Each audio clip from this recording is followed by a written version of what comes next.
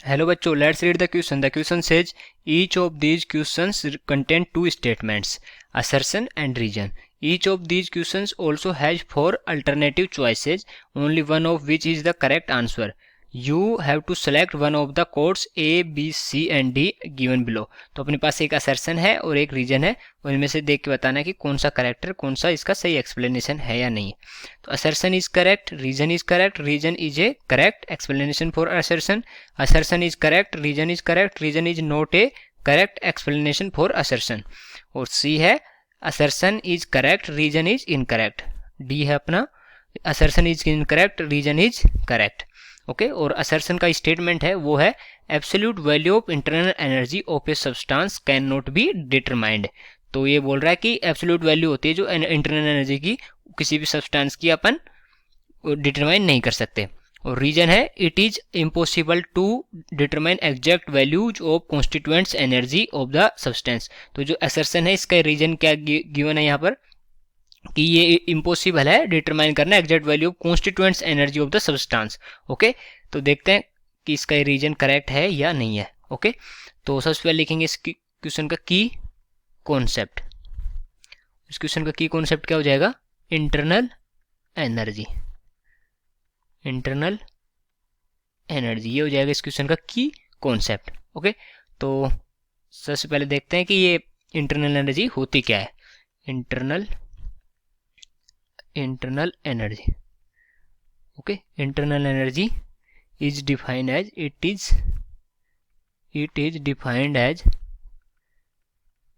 Defined as the energy associated with the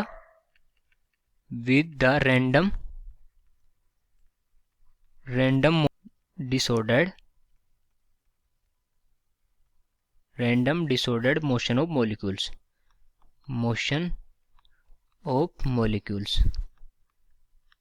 okay तो ये internal energy क्या होती है? जो energy associated with the random disordered motion of molecule, जो मॉलिक्यूल्स का मोशन होता है उसके इससे एसोसिएटेड एनर्जी क्या होती है? Internal energy. तो हम देखते हैं कि जो इंटरनल एनर्जी है वो इसकी कॉन्स्टिट्यूएंट एनर्जीज कौन कौन सी हैं. तो इसमें बहुत सारी एनर्जी को मिला के ये इंटरनल एनर्जी बोलते हैं, जैसे कि ई translation plus E rotational energy plus E vibrational energy plus E bonding. Okay plus E electronic.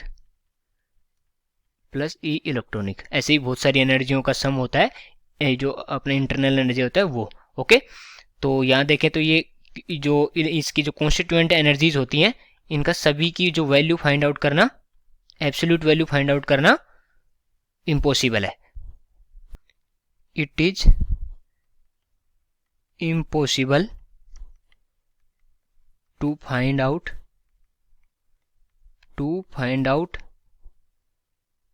Absolute value of constituent energies. Okay क्योंकि बहुत सारी एनर्जीज हैं और कोई तो एनर्जी ऐसी भी हैं जिसका अभी अपने को पता भी नहीं है.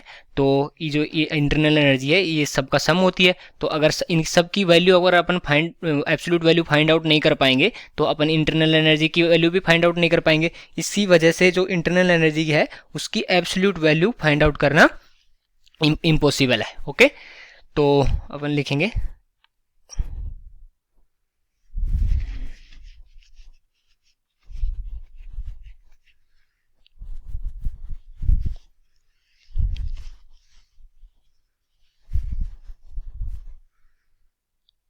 इसलिए हम क्या करते हैं ये निकालते हैं अपन डिफरेंस ऑफ इंटरनल एनर्जी.